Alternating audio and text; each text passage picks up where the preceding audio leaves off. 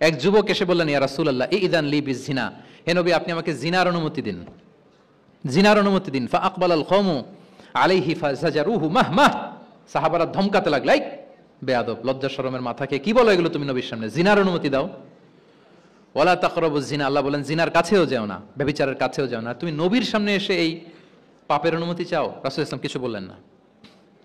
একটু পরে যুবককে ডেকে বললেন, আতুহিব্বুহু লিবনাতিক, আচ্ছা তুমি যে জিনার অনুমতি চাইলে তোমার কন্যার সাথে কেউ এরকম আচরণ করুক, এটাকে তুমি পছন্দ করবে? সে বলল, লা ইয়া রাসূলুল্লাহ, কেউই পছন্দ করবে না এটা। আচ্ছা আতুহিব্বুহু লি উম্মিক, তোমার মায়ের সাথে কেউ অপকর্ম করবে, এটা তুমি পছন্দ করবে? লা ইয়া রাসূলুল্লাহ, না। আতুহিব্বুহু লি উখতিক, তোমার বোনের সাথে কেউ এই কাজ করবে, তুমি পছন্দ করবে? সে বলে না। ঠিক তখন রাসূল সাল্লাল্লাহু আলাইহি ওয়াসাল্লাম বললেন, তুমি যে এই কাজের অনুমতি চাইলে, যার সাথে তুমি জিনায় লিপ্ত হবে, সে তো কারো না কারো মা, কারো না কারো বোন, কারো না কারো আদরের কন্যা, তাহলে কিভাবে তুমি এটা করতে চাও? যুবক লজ্জিত হয়ে গেল। এত লজ্জিত হলো, রাবি বলতেছে ফালাম ইয়াকুন বা'দা যালিকাল ফাতা ইয়ালতাফিতু ইলা শাই, ওই রাবি বলতেছে এরপরে কোনোদিন এই যুবকরা ডানে বায়ে তাকাতেও দেখি নাই, স্ট্রেইট হাঁটতো। সুবহানাল্লাহ। রাসূল ইসলাম দোয়া করেছিলেন তার জন্য, আল্লাহুম্মা গফির যামবাহ ওয়া তাহহির কলবাহ ওয়া হাসসিন ফারজাহ, আল্লাহ তুমি তার গুনাহ মোচন করো, পাপ মোচন করো, আল্লাহ তুমি তার অন্তরকে পরিশুদ্ধ করো, আল্লাহ তুমি তার চরিত্রকে নিষ্কলুষ করে দাও। নবীর দোয়ার বরকতে চিরজীবনের জন্য নিষ্কলুষ পবিত্র তিনি হয়ে গেছেন। তাহলে দেখেন, তাকে অন্যভাবে বুঝাইলে হয়তো কাজ হইতো না, যখন তার নিজের উপর দিয়ে বোঝানো হলো। তোমার বোনের সাথে যদি হয়, তোমার মেয়ের সাথে যদি কেউ এটা করে, তুমি মেনে নিতে পারবা? এটাকে বলে ইমোশনাল ইন্টেলিজেন্সকে কাজে লাগিয়ে, মানুষের আবেগ অনুভূতিকে নাড়িয়ে দিয়ে, teaching by touching the heart, teaching by touching the emotions, মানুষের ইমোশনে টাচ করে যখন আপনি শিখাবেন, ওই শিক্ষা সে জীবনেও ভুলবে, ওই যে শুদ্ধাচার আসবে, ওই যে আত্মশুদ্ধি হবে। ওরে ইবনে আবি সালামা তিনি বলেন, একবার রাসূল সাল্লাল্লাহু আলাইহি ওয়াসাল্লামের কোলে বসে, ছোটবেলায় কোলে বসার সৌভাগ্য আমার হয়েছিল।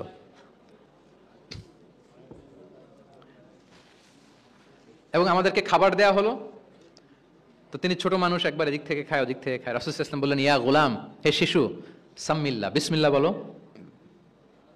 ওকুল বিয়ামিনিক, বা হাতে না ডান হাতে খাও। দেখেন ছোটদেরকে কিভাবে শেখাতেন, তারবিয়া, চাইল্ড তারবিয়া।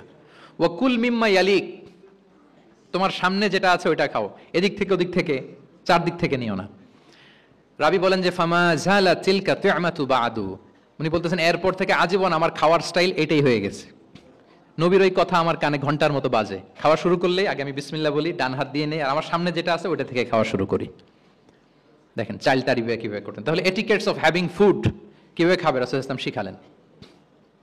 আপনারা জানেন যে হাশিমি খানদান, মানে বনু হাশিমদের জন্য জাকাতের সম্পদ খাওয়া, রাসূল ইসলামের বংশের জন্য জাকাতের সম্পদ খাওয়া হারাম।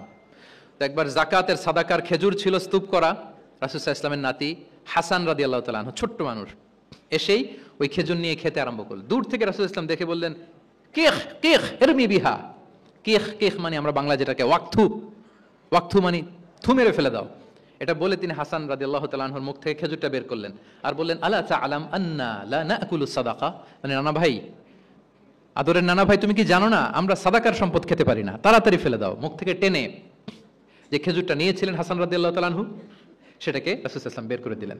তাহলে এখানে কনসেপ্ট অফ হালাল এন্ড হারাম ছোটবেলা থেকেই নানা ভাইকে উনি ক্লিয়ার করে দিচ্ছেন। আব্দুল্লাহ ইবনে আব্বাস রাদিয়াল্লাহু তাআলা আনহু রাসূল সাল্লাল্লাহু আলাইহি ওয়াসাল্লামের কি ছিলেন সম্পর্কে বলেন, কি ছিল? সবাই বলেন আওয়াজ করে। কাজিন, চাচাতো ভাই। আরেকটা সম্পর্ক ছিল রাসূল সাল্লাল্লাহু আলাইহি ওয়াসাল্লাম ওনার আর কি হইতো?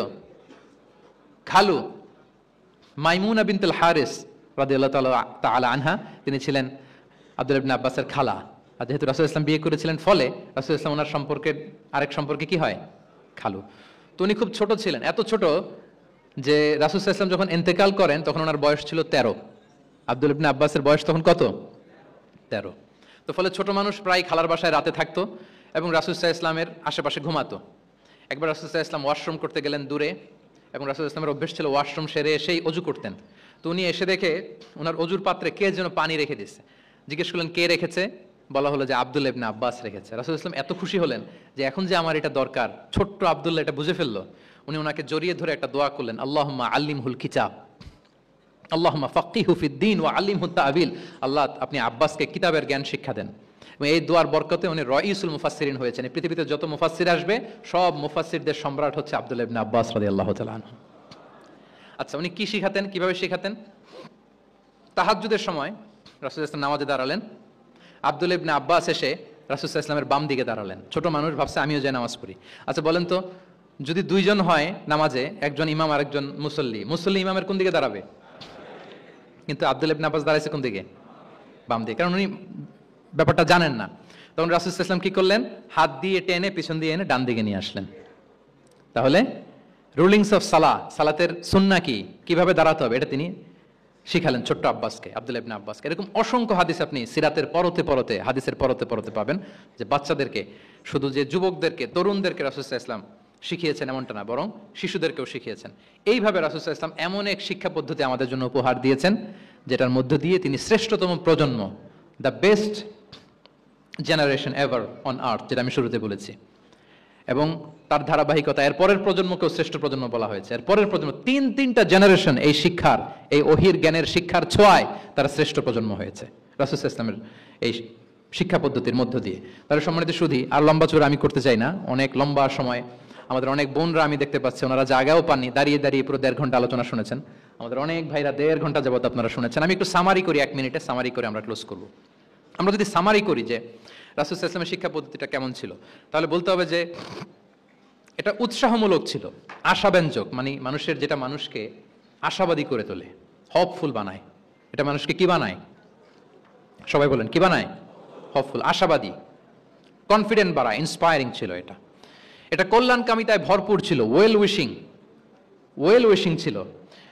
আমরা যেমনি কারো কথা শুনেই তার উত্তর দেই বা মাসালা বলে দেই, এরকম না। রাসূল সাল্লাল্লাহু আলাইহি ওয়াসাল্লাম, ইংরেজিতে এটাকে বলে এমপ্যাথেটিক, মানে খুব বেশি সুবিবেচক।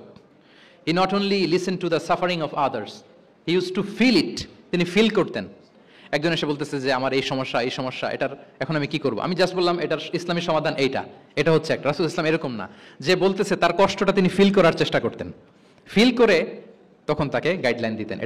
এটাকে বলে এমপ্যাথেটিক, ওয়েল উইশিং ম্যানারের, কল্যাণকামিতায় ভরপুর ছিল তার শিক্ষাদান পদ্ধতি।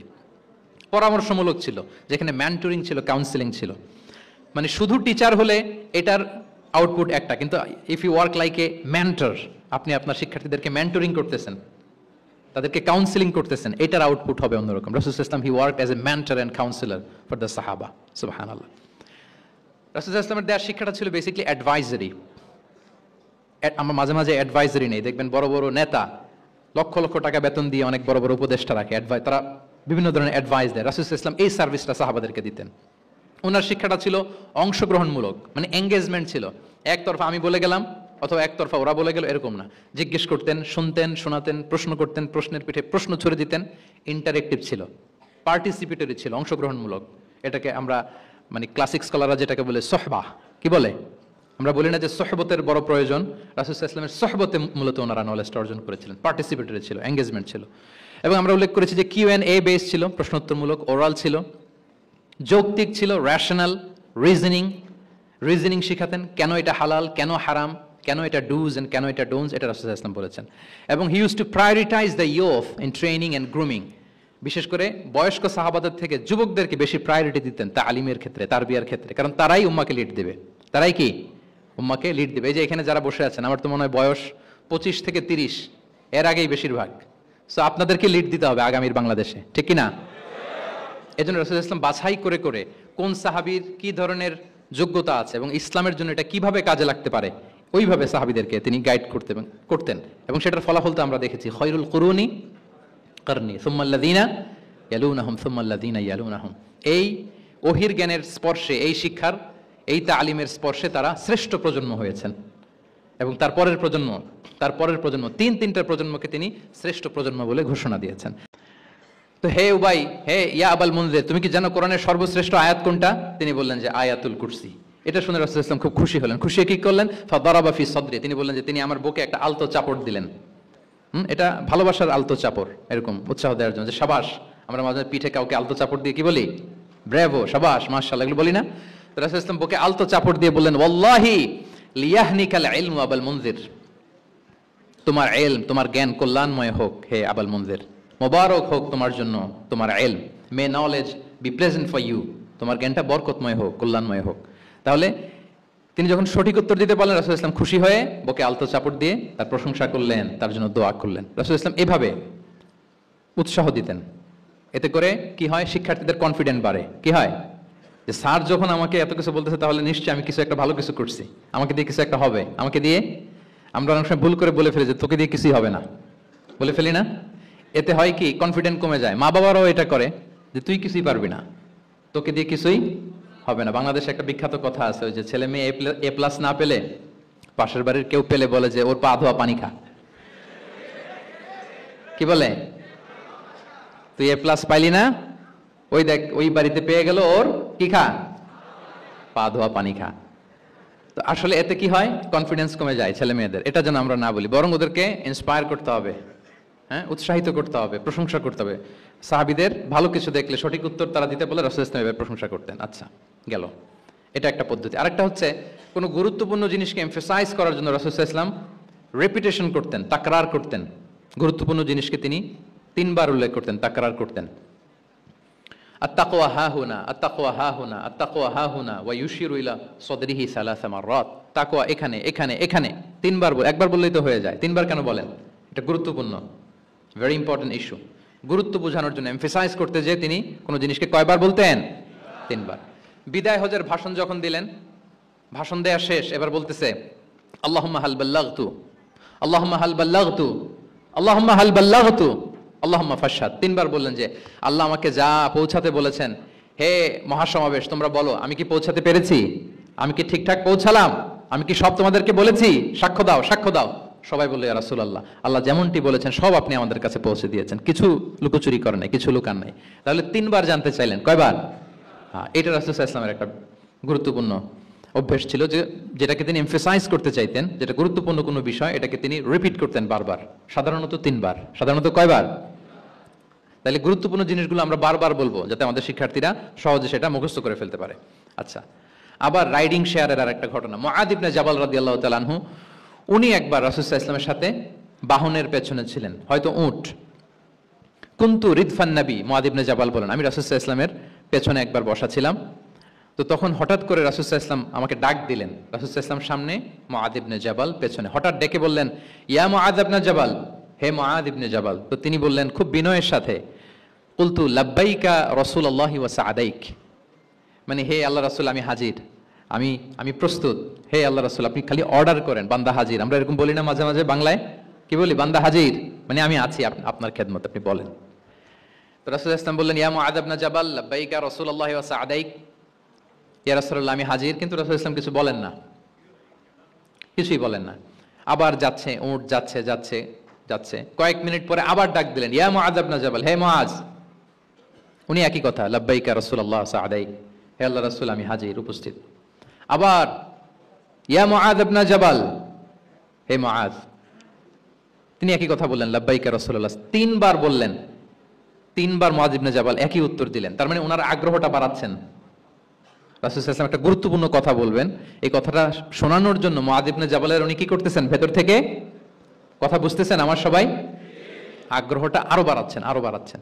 যখন দেখলেন যে না, আগ্রহ একেবারে 100-এ 100, এখন বললে সেটা রিসিভ করতে পারবে, কাজে দিবে, তখন তিনি বললেন যে মুআয তুমি কি জানো, হাল তাদরি মা হাক্কুল্লাহি আলাল ইবাদ, বান্দার উপর আল্লাহর হক কি জানো? তিনি বললেন আল্লাহু ওয়া রাসূলুহু আ'লাম, আল্লাহ আল্লাহ রাসূল ভালো জানেন। সাহাবাদের একটা বৈশিষ্ট্য ছিল, they are very down to earth, মানে আউট অফ হাম্বলনেস তারা বলতেন আল্লাহ আল্লাহ রাসূল ভালো জানে। তো তিনি বললেন যে আল্লাহর, বান্দার উপর আল্লাহর অধিকার হচ্ছে যে বান্দা কখনো আল্লাহর সাথে শিরক করবে না, এক আল্লাহর ইবাদত করবে। কিছুক্ষণ পর আবার ইয়া মুআয ইবনে জাবাল, দেখেন কি স্টাইল, মানে রাজকীয় একটা স্টাইল। ইয়া মুআয ইবনে জাবাল, আবার তিনি লাব্বাইকা রাসূলুল্লাহ সাআদাইক, হে আল্লাহর রাসূল আমি তো হাজির। তখন বললেন তুমি কি জানো আল্লাহর উপরে বান্দার হক কি? এতক্ষণ তো জানলা যে আল্লাহর হক কি, তুমি কি জানো যে আল্লাহর প্রতি বান্দার হক কি? আবার বললেন যে আল্লাহ আল্লাহ রাসূলই ভালো জানেন। তখন রাসূল সাল্লাল্লাহু আলাইহি ওয়াসাল্লাম বললেন যে আল্লাহর হক যেমনি তুমি জানলে যে বান্দা আল্লাহর সাথে শরীক করবে না, এক আল্লাহর ইবাদত করবে, এটা যদি কোনো বান্দা করে তাহলে ওই বান্দাকে কখনো আল্লাহ শাস্তি দিবেন না। এটা হচ্ছে বান্দার হক, আল্লাহর কাছ থেকে সে এটা পাবে যে আল্লাহ ইউআযিবাহুম, আল্লাহ তাআলা তাকে কখনো শাস্তি দিবেন না। তাহলে আপনারা বলেন তো, ওটে করে রাসূল সাল্লাল্লাহু আলাইহি ওয়াসাল্লাম যাচ্ছে, পেছনে কে বসা? হুট করে বলল মুআয একটা কথা শোনো, আল্লাহর হক হচ্ছে বান্দা আল্লাহর ইবাদত করবে, আর বান্দার হক হচ্ছে এটা করলে সে শাস্তি পাবে না। কথাটা যদি এমনি বলে দিত তাইলে কি এত এটা গুরুত্ব পাইতো? কথা বলেন, পাইতো? এটা তো 10 সেকেন্ডেই শেষ। কিন্তু যেতে যেতে, হে মুআদ ইবনে জাবাল, লাব্বাইকা ইয়া রাসূলুল্লাহ, সাদিক, কিছু বলে না। হে রাসূল, আমি তো শুনতেছি, বলেন। আবার একটু পরে, হে মুআজ, ইয়া রাসূলুল্লাহ, আমি হাজির, বলেন। আরো কিছু সময় পরে, হে মুআজ, ইয়া রাসূলুল্লাহ। মানে তার আগ্রহ বাড়াতে বাড়াতে বাড়াতে যখন আগ্রহের পারদ একেবারে উচ্চাঙ্গে, তখন রাসূল সাল্লাল্লাহু আলাইহি ওয়াসাল্লাম বার্তাটা পেশ করলেন। আল্লাহু আকবার। তাহলে এটা ছিল রাসূল সাল্লাল্লাহু আলাইহি ওয়াসাল্লামের অভ্যেস, যে তিনি একই কথা বারবার বলে আগ্রহ বাড়াতেন। 3 বার তিনি বলেছেন, 3 বার ডাক দিয়েছেন, হে মুআদ ইবনে জাবাল। তাহলে রিপিটেশন, এটা একটা অভ্যেস ছিল রাসূল সাল্লাল্লাহু আলাইহি ওয়াসাল্লামের, পাঠদানের ক্ষেত্রে একটা পদ্ধতি। আচ্ছা, রাসূল সাল্লাল্লাহু আলাইহি ওয়াসাল্লামের আরেকটা পদ্ধতি ছিল যে তিনি ধারণ ক্ষমতা অনুযায়ী নির্দেশনা দিতেন, considering the state of the addressee. যাকে অ্যাড্রেস করতেছেন তার ক্যাপাসিটি কতদূর, এটা বুঝে শুনে বলতেন, খুব বাড়িয়ে বলতেন, বেশি কিছু বলতেন না। এক বেদুইন আসলো, বেদুইন মানে সে মরুপল্লীতে থাকে, শহরের যে নিয়ম কানুন জানে না, সভ্যতার ছোঁয়া তার মধ্যে লাগেনি। এসে বলল, দুল্লানি আলা আমাল আমিলতুহু ইদা আমিলতুহু দাখালতুল জান্নাহ। হে নবী, আপনি আমাকে এমন একটা আমল শিখায় দেন যেটা করলে আমি জান্নাতে যাব। তো রাসূল সাল্লাল্লাহু আলাইহি ওয়াসাল্লাম দেখলেন লোকটা বেদুইন, শহরের লোক না, আবার খুব সহজ সরল, একেবারে সাদামাটা। তো রাসূল সাল্লাল্লাহু আলাইহি ওয়াসাল্লাম বললেন, 4টা কাজ করবা। তা'বুদাল্লাহ ওয়া লা তুশরিকু বিহি শাইআ, তুকিমাস সালাতাল মাকতুবা, তুআদ্দি যাকাতাল মাফরুদা ওয়া তাসুমা রমাদান। 4টা কাজ। এক, আল্লাহর ইবাদত করবা, শিরক করবা না। ফরজ সালাত পড়বা, ফরজ যাকাত দিবা, রমজানের ফরজ রোজা রাখবা। কয়টা কাজ? কয়টা বলছে? Very simple to memorise, right? আচ্ছা, এটা যখন সে বলল, তখন সে বেদিন বলতে আরম্ভ করলো যে, আল্লাহর শপথ করে আমি বললাম, লা আযীদু আলা হাযা শাইআন ওয়া লা আনকুসু মিন। ঠিক আছে, আমি এই 4টাই করব, বাড়াবো না, কমাবো না, এর চেয়ে বেশি কোনোদিন কিছু করব না, কমও করব না। মানে খালি আল্লাহরে মানবো, ফরজ নামাজ পড়বো, ফরজ যাকাতটা দিব, আর ফরজ রোজাটা রাখবো। আর কোনো আমল টামল আমার জীবনে আমি করব, বাড়াবো না, কমাবো না। তো রাসূল সাল্লাল্লাহু আলাইহি ওয়াসাল্লাম বললেন যে, কেউ যদি জান্নাতি লোক দেখে নিজের চোখ জোড়াতে চায়, খুশি হতে চায়, তারা যেন এই লোকের দিকে তাকায়, মানে এই লোকটা জান্নাতি। আল্লাহু আকবার। চলে গেল। দেখেন, তার কাছে কিন্তু আমলের বিশাল ফিরিস্তি নিয়ে রাসূল সাল্লাল্লাহু আলাইহি ওয়াসাল্লাম হাজির হয় নাই, কারণ তার ক্যাপাসিটি দেখতে হবে, তার সক্ষমতা, সে কদ্দুর নিতে পারবে। রাসূল সাল্লাল্লাহু আলাইহি ওয়াসাল্লাম অবজার্ভ করে দেখলেন যে বেদুইন মানুষ, তার বেশি কিছু বললে কাজে দিবে না, অল্প একটু বলছে, ওইটা মেনেই সে কি হয়ে গেছে? জান্নাতি হয়ে গেছে। এটা অনেক সময় আমরা ভুল করে ফেলি। শিক্ষার্থীদের মধ্যে সবার মানে রিসিভিং ক্যাপাসিটি এক ধরনের হয় না, কারো খুব বেশি, কারো খুব কম। তো একজন আদর্শ শিক্ষকের কাজ হচ্ছে এটাকে ফলো করা, অবজার্ভ করা, এবং যেটা তাদের সক্ষমতায় কুলায় ঠিক অতটুকু তাদেরকে দেয়, এর চেয়ে বেশি কিছু না। রাসূল সাল্লাল্লাহু আলাইহি ওয়াসাল্লামের আরেকটা পদ্ধতি ছিল গ্রাজুয়ালিটি, স্টেপ বাই স্টেপ, ধীরস্থিরভাবে, অল্প অল্প করে, শাইআন ফা শাইআন। আর তাদাররুজ বিল বাদই বিল আহাম্মি সুম্মাল মুহিম। আগে সবচেয়ে গুরুত্বপূর্ণ, starting with the most important affair first, then the important affair, then the important. সবচেয়ে গুরুত্বপূর্ণটা আগে, এরপরে যেটা কম গুরুত্বপূর্ণ, এরপর কম গুরুত্বপূর্ণ। তাহলে একটু একটু করে বললে এটা মানুষের ফিতরাতের সাথেও যায়, তার নেচারের সাথেও যায়। আমরা মদ হারাম হওয়ার কথা জানি, কয়টা স্টেপে হারাম হয়েছিল মদ? একবারে যদি বলা হতো বন্ধ করার সহজ হতো সাহাবাদের জন্য? হতো না। অনেকে আছে দেখবেন যে চেইন স্মোকার, চেইন স্মোকার বুঝতে পেরেছেন তো? মানে অনেক সিগারেট খায়, লেটসে দিনে 10 থেকে 15টা খায়। তো যে চেইন স্মোকার, আপনি যদি বলেন যে এটা হারাম, আজকেই তোমার বাদ দিতে হবে, হারাম, এটা খেতে পারবে না, পারবে? ও দুনিয়া সব বাদ দিতে পারবে, সিগারেট বাদ দিতে পারবে না। তো তারে কি করতে হবে? ফ্লেক্সিবিলিটি দিতে হবে, যে আস্তে আস্তে ছাড়েন, 10টা করে খান, তো চালাইতে থাকেন না, মানে চালাইতে থাকেন মানে আজকে 10টা খাইছেন, কালকে 9টা করে খান, চালাইতে থাকেন, একসাথে সব বন্ধ করার দরকার নেই। তারপরের সপ্তাহে 8টা করে খান, এরপরের সপ্তাহে 5টা করে খান, অল্প অল্প করে অবশ্যই সে কমাতে পারবে। এরপরের সপ্তাহে 2টা খান, এরপরের সপ্তাহে বন্ধ করেন না, চালাইতে থাকেন। সে চালাচ্ছে কিন্তু কমিয়ে আনতেছে, চালাচ্ছে কিন্তু। আচ্ছা, যেই সপ্তাহে সে একটা সিগারেট খেলো, এরপরের সপ্তাহে এটা তো বাদ দিলেও তার গায়ে লাগার কথা না, ঠিক কিনা বলেন? যেই সপ্তাহে কয়টা খেলো, এটা তো স্যাক্রিফাইস করা যায়, কিন্তু 10টা থেকে 0-তে আসা সহজ না। তাহলে গ্রাজুয়ালি আমরা এই ভুলটা করি। অনেকের নতুন করে আল্লাহ তাআলা রিয়েলাইজেশন দিয়েছেন, নতুন দিনে আসছে, দিনে ফিরছে, মানে প্র্যাকটিসিং হতে চায়। এখন আপনি তারে পাইয়া এমন নিয়ম কানুন দেখাচ্ছেন, বেচারা তো বলে আগে যা ছিলাম ওইটাই ভালো ছিলাম। এরকম হয় না অনেক সময়? হ্যাঁ, ধরেন যে কোনো একজন নারী, সে হয়তো পর্দা মেনটেন করে না, একটু হিপ হপ স্টাইলে চলাফেরা করে। তো সে ভাবলো যে না, আমি তো অনেক ভুল করে ফেলছি, আমি সংশোধন হব, আমি প্র্যাকটিসিং হতে চাই। তো এখন যখন সে আপনার কাছে আসছে নাসিহাত নেওয়ার জন্য, আপনি যদি বলেন যে তোমার এই করতে হবে, বোরকা ঝুলাইতে হবে, হাত মোজা, পা মোজা, পারবে? এ বলবে আগে যা ছিলাম ভালোই ছিলাম। তাকে একটু একটু করে বোঝাতে হবে, মানে এই হেজাব এটা কেন, হ্যাঁ, কাভারিং আওরা এটা কেন, কেন এটা করতে, এটা বেনিফিটটা আগে বুঝালেন, যে Islam consider women as a queen, নারীকে ইসলাম কি হিসেবে কনসিডার করে? রানী হিসেবে। তো রানীর তো একটা ড্রেস কোড থাকবে, স্পেশাল পোশাক থাকবে, এগুলো বুঝাবেন।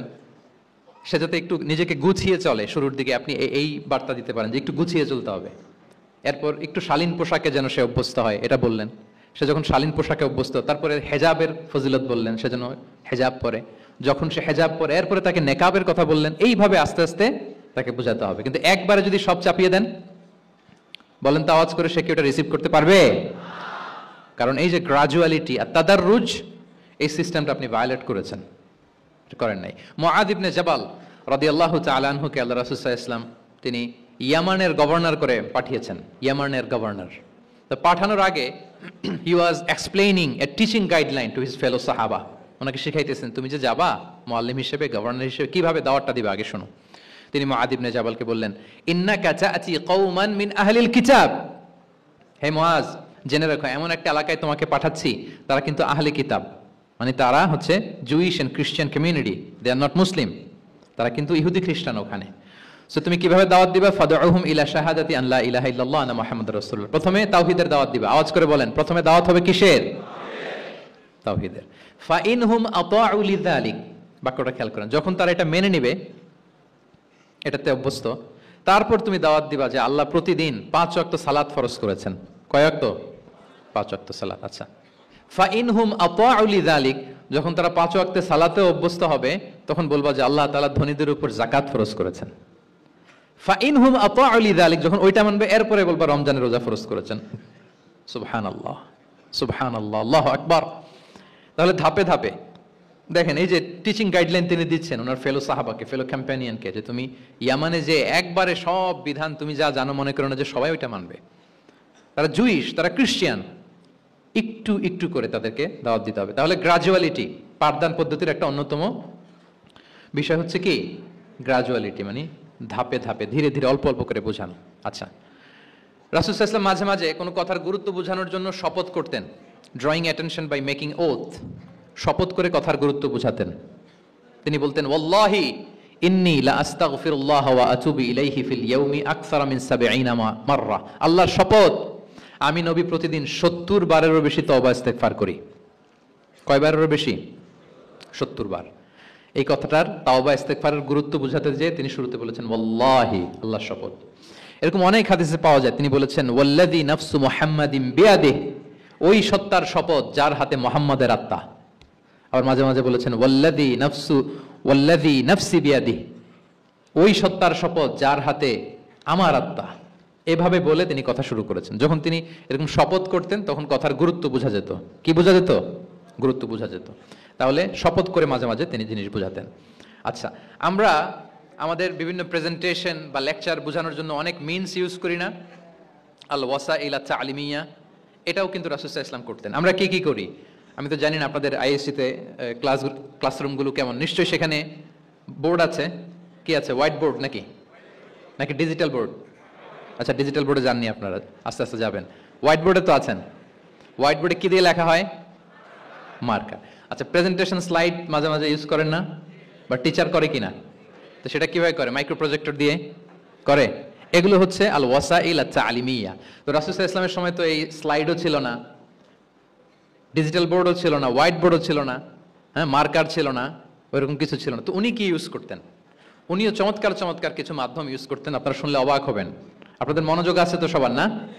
আচ্ছা, আমরা দেখি যে উনি কি কি ইউজ করতেন। উনি অনেক ধরনের ভিজুয়াল ডেমনস্ট্রেশন করতেন। ভিজুয়াল ডেমনস্ট্রেশন মানে যেটা আপনি চোখ দিয়ে দেখে শিখে ফেলবেন, বুঝে যাবেন। হ্যাঁ, visual demonstration. Physical gesture use করে এটা করতেন। ফিজিক্যাল জেস্চার, অঙ্গভঙ্গি, বাংলা কি বলে? অঙ্গভঙ্গি। রাসূল সাল্লাল্লাহু আলাইহি ওয়াসাল্লাম, এটাতে তো আর কিছু আধুনিক বিজ্ঞান, আইটি তো লাগতেছে না। কি বলেন? আমার হাত পা দিয়ে আমি একটা কিছু বোঝাচ্ছি। তো রাসূল সাল্লাল্লাহু আলাইহি ওয়াসাল্লাম কিন্তু এটা করতেন। একবার তিনি ইয়াতিমের রক্ষণাবেক্ষণ যারা করে তাদের মর্যাদা কত, ফজিলত কত, এটা বোঝাতে যে একবার তিনি বলতেছেন, আনা ওয়া কাফিলুল ইয়াতিমি ফিল জান্নাতি কাহাতাইন, আমি এবং এতিমের রক্ষণাবেক্ষণকারী জান্নাতে ঠিক এইভাবে থাকবো। এইভাবে থাকবো মানে খুব কাছাকাছি থাকবো। He will be my neighbour, very close neighbour. এবং বোঝাতে যে এই যে উস্তা আর সাব্বাবা, দুই আঙ্গুল এভাবে, এই আঙ্গুল থেকে এই আঙ্গুলের দূরত্ব কতটুকু? 1 মাইল নাকি কত? একেবারে কাছে। এই আঙ্গুল থেকে আঙ্গুলের তেমন কোনো দূরত্বই নাই, মানে খুব কাছে। এটা দিয়ে তিনি বুঝালেন আমি এবং এতিমের রক্ষণাবেক্ষণকারী ঠিক এভাবে থাকবো যেভাবে এই দুটো আঙ্গুল কাছাকাছি। আল্লাহু আকবার। তাহলে এই যে ফিজিক্যাল জেস্টার ইউজ করলেন কিনা, অঙ্গভঙ্গি, এটাকে বলে ভিজুয়াল ডেমনস্ট্রেশন। কি বলে? Visual demonstration. এবং রিসার্চাররা বলতেছেন যে approximately 80% of human learning comes through the visual demonstration. মানে আইজ দিয়ে, চোখ দিয়ে আমরা আমাদের শেখার 80% শিখে ফেলি। আমাদের শিখনের অলমোস্ট 80% আমরা দেখে দেখে শিখি। তাহলে রাসূল সাল্লাল্লাহু আলাইহি ওয়াসাল্লাম ভিজুয়াল ডেমনস্ট্রেশন করলেন, আনা ওয়া কাফিলুল ইয়াতীমি ফিল জান্নাতি কাহাতাইন। আচ্ছা, আরো দেখি হাদিসে এরকম আরো পাওয়া যায়। আমরা যে মুমিনরা ভাই ভাই, বিভিন্ন হাদিসে বিভিন্ন টেক্সটে রাসূল সাল্লাল্লাহু আলাইহি ওয়াসাল্লাম বলেছেন। এটা ইসলামের একটা খুব মৌলিক কথা, আমরা সবাই জানি না? আমরা সবাই কি এই অডিটোরিয়ামে আমরা যারা বসে আমরা সবাই কি? আল মুমিনু আখুল মুসলিম, একে অপরের ভাই। আমাদের মধ্যে আবার আরেকটা সমস্যা আছে, আমরা দেখা যায় যে প্রত্যেকে যেই দল করে ওই দলের এরা ভাই ভাই আর কি, এরকম। এই হাদিসের একটা নিজস্ব অর্থ বলয় আমরা করে নিয়েছি যে ভাই ভাই ঠিক আছে, বাট আমি এই দলের, আমরা ভাই ভাই। আচ্ছা, ওরা ওই দল, তো ওরা কি নিজেরা নিজেরা আসলে কি এই ভাই ভাই নাকি? না, যারাই কালেমা শাহাদাতে বিশ্বাসী, যারা আমাদের কেবলাকে কেবলা মানে, যারা ঈমান এনেছে, তারা সবাই আমরা কি ভাই ভাই। এই যে আমাদের ভ্রাতৃত্বের বন্ধনটা যে খুব অটুট এবং মজবুত সুদৃঢ়, এটা বোঝানোর জন্য রাসূল ইসলাম একবার বললেন আল মুমিনু লিল মুমিনি কাল বুনিয়ান। মুমিন যে ভাই ভাই, এই ভ্রাতৃত্বের বন্ধন হচ্ছে সুদৃঢ় প্রাচীরের মতো। ইয়াশুদ্দু বা'দুহু বা'দা, one side strengthening the other. একটা বড় প্রাচীর, যেমন এই বিল্ডিংটা যেমনি এই পাশ ওই পাশটাকে মজবুত করে ধরে রেখেছে, ওই পাশ যেমনি এটাকে মজবুত করে ধরে ঠায় দাঁড়িয়ে আছে বছরের পর বছর, যুগের পর যুগ। রাসূল সাল্লাল্লাহু আলাইহি ওয়াসাল্লাম বললেন মুমিন যে ভাই ভাই, তাদের সম্পর্কটা এরকম সুদৃঢ়। কতটা সুদৃঢ় এটা বলতে যে ওয়াশাব্বাকা বাইনা আসাবিহি, তিনি হাতের এই 5 আঙ্গুল, এই 5 আঙ্গুলের ভিতরে ঢুকাই দিলেন। এরকম ধরেন তো একটু সবাই। আচ্ছা, ঢুকিয়ে একটু চাপ দেন। এখন ব্যাপারটা অনেক মজবুত হয়ে গেল না? হ্যাঁ, কেউ চাইলে কি সহজে ছোটাতে পারবে? না। তাহলে এই যে আরেকটা ভিজুয়াল ডেমনস্ট্রেশন পাইছেন, পেয়েছেন? ফিজিক্যাল জেস্টার, অঙ্গভঙ্গি করে তিনি বুঝাইলেন যে আমাদের ভ্রাতৃত্বটা এরকম মজবুত। মানে ওনার কাছে যা ছিল ওইটা বুঝাতে যে তিনি এই ফিজিক্যাল জেস্টারটা নিয়েছেন যে মুমিন ভাই ভাই এবং আমাদের ভ্রাতৃত্বের বন্ধনটা ঠিক এরকম মজবুত, লাইক দিস। তাহলে এটাকে বলে ভিজুয়াল ডেমনস্ট্রেশন, যেহেতু এতে করে সাহাবারা সহজে বুঝতো, এটা দিয়ে সহজে বুঝলো। আবার মাঝে মাঝে তিনি ড্রয়িং করেছেন, আমাদের মতো ডিজিটাল সিস্টেমে ড্রয়িং করে না, এখন তো খুব ইজি। তো তিনি কিভাবে ড্রয়িং করেছেন, একবার সাহাবীদেরকে নিয়ে তিনি মরুভূমির মাঝখানে খেজুরের ডাল নিয়ে একটা স্ট্রেট লাইন, সরল রেখা আঁকলেন। খাত্তা লানা রাসূলুল্লাহ সাল্লাল্লাহু আলাইহি ওয়াসাল্লাম খাত্তান, আল্লাহ রাসূল সাল্লাল্লাহু মরুভূমিতে খেজুরের ডাল দিয়ে টেনে একটা স্ট্রেট লাইন, মানে সরল রেখা আঁকলেন। একে বললেন হাদা সাবিলুল্লাহ, এটা হচ্ছে আল্লাহর রাস্তা, মানে সিরাতুল মুস্তাকিম। এরপরে এই স্ট্রেট লাইন, সরল রেখার ডানে বায়ে ছোট ছোট অনেকগুলো দাগ কাটলেন খেজুরের ডাল দিয়ে, আর বললেন হাদিহি সুবুলুশ শাইতান, এগুলো হচ্ছে শয়তানের রাস্তা।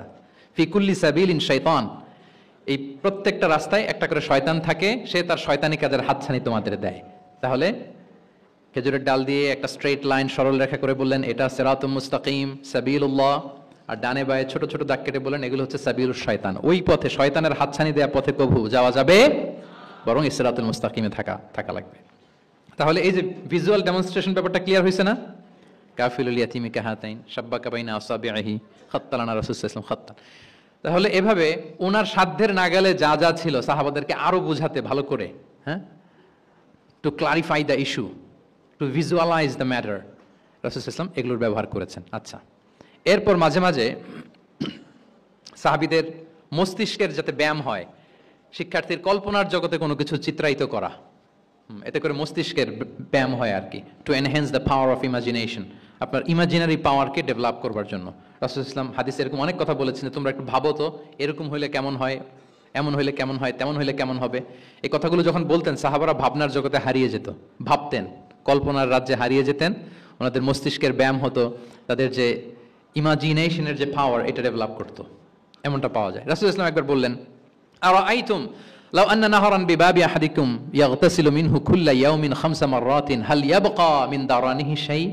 আচ্ছা বলো তো, তোমরা একটু ভাবো তো, কল্পনার রাজ্যে হারিয়ে যাও, ভেবে দেখো তো, ধরো যে তোমার বাড়ির সামনে একটা ঝর্ণাধারা আছে বা একটা চমৎকার লেক আছে যেখানে স্বচ্ছ স্ফটিক পানি, তুমি যদি প্রতিদিন ওই ঝর্ণায় যে বা ওই লেকে নেমে 5 বার গোসল করো, তোমার গায়ে কোনো ময়লা থাকবে? আর সাহাবারা কল্পনা করে বলে না, মনে মনে ভাবতেছে যে গোসল করতেছে, 5 বার গোসল করার পরে আর আমার গায়ে দুর্গন্ধ, ঘামের গন্ধ থাকবে কি করে? না, কোনো ময়লা থাকবে না। সাহাবারা বলল লা ইয়া রাসূলুল্লাহ লা ইয়াবকা মিন দারানিহি শাই। রাসূল সাল্লাল্লাহু আলাইহি ওয়াসাল্লাম তখন বলেন ফাকাযালিকা মাসালুস সালাওয়াতিল খামস, এটা হচ্ছে 5 ওয়াক্ত সালাতের দৃষ্টান্তের মতো, ইয়ামহুল্লাহু বিহিন্নাল খাতায়া। কারো ঘরের সামনে যদি একটা স্বচ্ছ লেক থাকে, পানির ফোয়ারা, সে যদি 5 বার গোসল করে, তার গায়ে যেমনি কোনো দুর্গন্ধ, ময়লা, আবর্জনা কিছু থাকে না। কেউ যখন 5 ওয়াক্ত সালাত আদায় করে, তখন এই সালাতও তার সব গুনাহগুলোকে ধুয়ে মুছে এরকম পাক পবিত্র সাফ করে দেয়।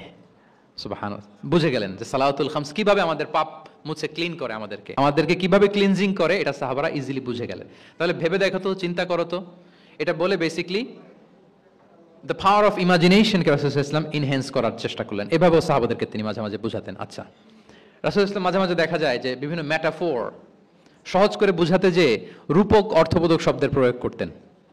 মাজাজ বা ইস্তেআরা, এটা তো যারা আরবিতে পড়েন আপনারা তো জানেন। ইসলামিক স্টাডিজ, হাদিস, কোরআন, কোরআনিক সায়েন্স, এই সমস্ত ডিপার্টমেন্টে পড়েন কারা কারা? আমি একটু জাস্ট দেখে নেই, যে আমি যাতে আরবি শব্দ বলতেছি বুঝতেছেন না, মাথার উপর দিয়ে যাচ্ছে, একটু চেক করে নেই। আপনারা হচ্ছেন ইসলামিক স্টাডিজ, কোরআন, সুন্নাতে। আচ্ছা, আর বাকিরা সবাই কনভেনশনাল ফ্যাকাল্টিজ। ঠিক আছে, বোঝার কথা, কারণ মাঝে মাঝে তো আমি কিছু ইংরেজিও বলতেছি, বাংলায় অর্থ করে দিচ্ছি। তো মাজাজ বা ইস্তেআরা মানে হচ্ছে মেটাফোর, কোনো জিনিসকে আরো সহজ করে বোধগম্যময় করতে রাসূল সাল্লাল্লাহু আলাইহি ওয়াসাল্লাম এই মেটাফোরকে ইউজ করতেন। যেমন রাসূল সাল্লাল্লাহু আলাইহি ওয়াসাল্লাম নারীদের প্রতি সদয় হওয়ার জন্য পুরুষদেরকে তিনি বলেছেন রিফকান বিল কাওয়ারির, অর্থাৎ কাঁচগুলোর সাথে ভালো আচরণ করো, মানে কাঁচগুলোকে দেখে রেখো। কাঁচের পাত্র দিয়ে তিনি নারীদেরকে, স্ত্রীদেরকে বুঝিয়েছেন রিফকান বিল কাওয়ারির। আচ্ছা বলেন তো, কাচের গ্লাস, প্লেট, তৈজসপত্র এক বাড়ি থেকে যদি আরেক বাড়িতে, লেটসে আপনি বাসা শিফট করবেন, আপনার কাছে অনেক কাচের তৈরি গ্লাস, প্লেট, তৈজসপত্র আছে। চট্টগ্রামের এই থানা থেকে ওই থানায় আপনি বাসা চেঞ্জ করবেন, এগুলো নেওয়ার সময় আপনারা কি করেন বলেন? কিভাবে নেন বলেন তো? কিভাবে? হ্যাঁ, র্যাপিং করে, এক্সট্রা প্রিকশন নিয়ে, খুব সাবধানে এটাকে ধরতে হয়, রাখতে হয়, সেট করতে হয়, নামাতে হয়, ঠিক কিনা বলেন?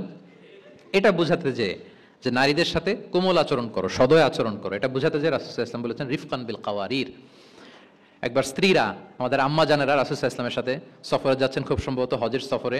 তোমরা যখন পালকিতে চড়বেন, ওখান থেকে হাওদাজে উঠাবেন, খুব দ্রুত তাড়াহুড়ো করে কিছু লোকজন ওই পালকি উঠাচ্ছিল। তখন রাসূল সাল্লাল্লাহু আলাইহি ওয়াসাল্লাম বললেন, ওয়াই হাক ইয়া আনজাসা সাউকাকা রিফকান বিল কাওয়ারির, খুব সাবধানে নিয়ে যাও, কাজগুলোকে একটু দেখে শুনে নাও, কাচের বোতলগুলো, গ্লাসগুলো দেখে শুনে নাও, মানে স্ত্রীদেরকে একটু দেখে শুনে যত্নের সাথে নিয়ে নাও। তাহলে নারীদেরকে কিসের সাথে তুলনা করেছেন? কাচের গ্লাস, কাচের তৈজসপত্র, কাচের সামগ্রী, যাতে বুঝতে সুবিধা হয়। কাচের গ্লাস তোমরা যেমনি ধরো, রাখো, ডিল করো, নারীদের সাথেও এভাবে কি কোমল আচরণ করতে হবে। আচ্ছা, আমি শুরুতেই বলেছিলাম যে রাসূল সাল্লাল্লাহু আলাইহি ওয়াসাল্লামের সাহাবীদেরকে কিছু শেখানো পদ্ধতিটা মেইনলি কি ছিল? কি বেসড? কারো মনে আছে? QnA based, right? এই তো মাশাআল্লাহ, কিউএনএ মানে প্রশ্নোত্তরমূলক। সাহাবারা প্রশ্ন করতো, রাসূল সাল্লাল্লাহু আলাইহি ওয়াসাল্লাম উত্তর দিতেন। কারণ কোরআনেও আমাদেরকে উৎসাহিত করা হয়েছে, ফাসআলু আহলা যিকরি ইন কুনতুম লা তা'লামুন, যদি না জানো তাহলে আহলু যিকির বা আহলুল ইলমকে জিজ্ঞেস করে জেনে নাও। এবং রাসূল সাল্লাল্লাহু আলাইহি ওয়াসাল্লাম বলেছেন, ফা ইন্নামা শিফাউল আইয়ি আস-সুআলু, অজ্ঞতার চিকিৎসা হচ্ছে প্রশ্ন করা। আপনি জানেন না তো আপনার কাজ কি করবেন? প্রশ্ন করবেন। আপনার টিচারকে প্রশ্ন করবেন, আপনার শায়েখকে কোশ্চেন করবেন, রিসার্চারকে আপনি বারবার কোশ্চেন করতে হয়। প্রশ্ন মানে তাকে জর্জরিত করতে, যত কোশ্চেন করবেন তত আপনি শিখতে পারবেন, যত কোশ্চেন করবেন তত আপনি শিখতে পারবেন। রাসূল সাল্লাল্লাহু আলাইহি ওয়াসাল্লাম এই পদ্ধতিটা সবচেয়ে বেশি অবলম্বন করতেন। কিছু নমুনা তো আমরা ইতিমধ্যে দেখেছি। আমরা আরো ভিতরে ঢুকি। রাসূল সাল্লাল্লাহু আলাইহি ওয়াসাল্লাম মাঝে মাঝে সাহাবাদেরকে প্রশ্ন করতেন, drawing attention of the listener by throwing question, প্রশ্ন ছুড়ে দেওয়ার মাধ্যমে ওনাদের মনোযোগ আছে না নাই এটা দেখতেন। এই যে মাঝে মাঝে আমি আপনাদেরকে জিজ্ঞেস করলে দেখা যায় যে আমি বুঝতে পারি যে আপনারা আমার সাথে আছেন না নাই, আপনাদের মনোযোগ আছে তো? আচ্ছা, ঠিক আছে, প্রশ্ন করবো একটু পরে, পুরো আলোচনা শেষে দিয়ে একটা প্রশ্ন করবো, দেখি কে কতটুকু মনে রাখতে পারলেন। তো রাসূল সাল্লাল্লাহু আলাইহি ওয়াসাল্লাম একবার প্রশ্ন করলেন সাহাবাদেরকে, তাদের অ্যাটেনশন যাতে গ্রো করে। তিনি বললেন যে ইন্না মিনা শাজারি শাজারাতান লা ইয়াসকুতু ওয়ারাকুহা মাসালুহা ইন্নাহা মাসালুল মুসলিম হাদিসুনি মা হিয়া। তিনি সাহাবাদেরকে বললেন, সাহাবারা, এক ধরনের গাছ আছে যে গাছের পাতা কখনো ঝরে না। কি কখনো ঝরে না? আচ্ছা, এর দৃষ্টান্ত হচ্ছে মুসলিমের দৃষ্টান্তের মতো। হাদিসুনি মা হিয়া, বলো তো এটা কোন গাছ? যখন বলছে কোন গাছ, সাহাবারা চলে গেছে অনেক দূরে। তারা মনে মনে ভাবছে এত সহজ প্রশ্ন তো রাসূল সাল্লাল্লাহু আলাইহি ওয়াসাল্লাম সহজ হলে তার জিজ্ঞেস করবে না, নিশ্চয়ই আনকমন কোনো গাছ। এবার ভাবতেছে, দেখি তো খাইবারে গেছিলাম, খাইবারের আশেপাশে কি গাছ আছে। ওই যে তাবুকে ঘুরে আসলাম, তাবুকের পথিমধ্যে ক্যাকটাস, গুলমলতা, আরবের কি কি গাছ, ঘুরতে ঘুরতে সবাই দেখেছে না ওগুলোর তো পাতা ঝরে, খুঁজতে খুঁজতে সারা দুনিয়া খুঁজে ফেলতেছে সাহাবারা, কিন্তু ওনাদের নিজেদের জাতীয় গাছ যেটা ঘরের পিছনে যে গাছের সারি সারি, যে গাছের ফল খেয়ে ওনারা জীবন ধারণ করেন, যেটা ওনাদের সমাজ রীতি ঐতিহ্য ট্রেডিশনের সাথে জড়িত, ওই গাছের নামে ভুলে গেছে, ওইটা মনে করতে পারতেছে, সবাই দূরে চলে গেছে। হাদিসে এসেছে ফাওয়াকা আন্না সুফি শাজারিল বাওয়াদি, দূর দূরান্তের গাছ নিয়ে ভাবতেছে, ভেবে ভেবে হয়রান, কেউ বলতে পারে না। তখন বাধ্য হয়ে রাসূল সাল্লাল্লাহু আলাইহি ওয়াসাল্লামকে বলল, ইয়া রাসূলুল্লাহ আপনি একটু আমাদেরকে বলে দেন যে ইয়া রাসূলুল্লাহ হাদিস না মাহিয়া, এটা কোন গাছ? তখন রাসূল সাল্লাল্লাহু আলাইহি ওয়াসাল্লাম বললেন ইন্নাহা নাখলা, খেজুর গাছ। খেজুর গাছের পাতা পড়ে না, ডাল টেনেও ছিঁড়া যায় না, খুব কষ্ট। তো এটার দৃষ্টান্ত মুসলিমের দৃষ্টান্তের ন্যায়। তাহলে কোনো সাহাবারা পারলেন না। পরবর্তীতে হাদিসের যিনি বর্ণনাকারী আব্দুল্লাহ ইবনে ওমর তখন ছোট ছিলেন, বাড়িতে যাওয়ার পথে ওমর রাদিয়াল্লাহু তাআলা আনহুকে বলতেছেন যে বাবা, আব্বা, এটা যে খেজুর গাছ আমার কিন্তু মাথায় আসছিল। তোমার ফারুক বলেন বলো কি, তোমার মাথায় আসছিল, তুমি বললে না কেন? উনি বলে নাই কারণ সিনিয়র সাহাবারা পারতেছে না, বাপ চাচারা কেউ পারে না, আমি ছোট মানুষ বইলে আবার কোন বিপদে পড়ি, বিনয়ী মানুষ, উনি আর বলেন নাই, লাজুকতাও কাজ করতেছিল। তোমার ফারুক বললেন যদি আজকে তুমি এটার উত্তর নবীর সামনে দিতে পারতা, আমার বুকটা এত বড় হয়ে যেত নবীর সামনে। মানে লাল উট, লাল কপাল বিশিষ্ট উট পেলে আরবরা যত খুশি হয়, আজকে আমি তার চেয়ে বেশি খুশি হয়ে যেতাম। তাহলে ওমর ফারুক রাদিয়াল্লাহু তাআলা আনহু ওনার ছেলে আব্দুল্লাহ ইবনে ওমর, উনি এটার উত্তর ধরতে পারছেন, কিন্তু উনি বলেন নাই। তাহলে দেখেন রাসূল সাল্লাল্লাহু আলাইহি ওয়াসাল্লাম এরকম কোশ্চেন করতেন, কোশ্চেন করে তারপরে উত্তরটা বলতেন, এতে আর মানুষ ভুলে না। বাংলা একটা কথা আছে যে শিখেছ কোথায়, ঠেকেছি যেথায়।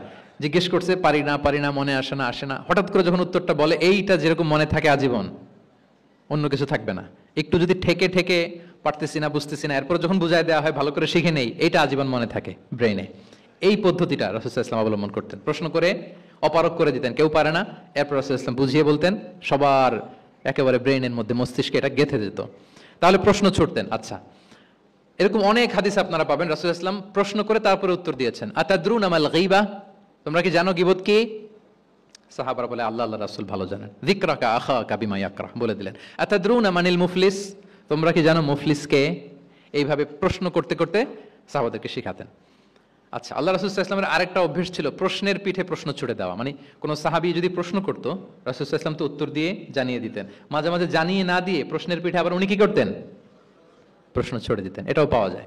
আচ্ছা, এক সাহাবী এসে বলে, ইয়া রাসূলুল্লাহ মাতা সাআহ, হে নবী কিয়ামত কখন হবে?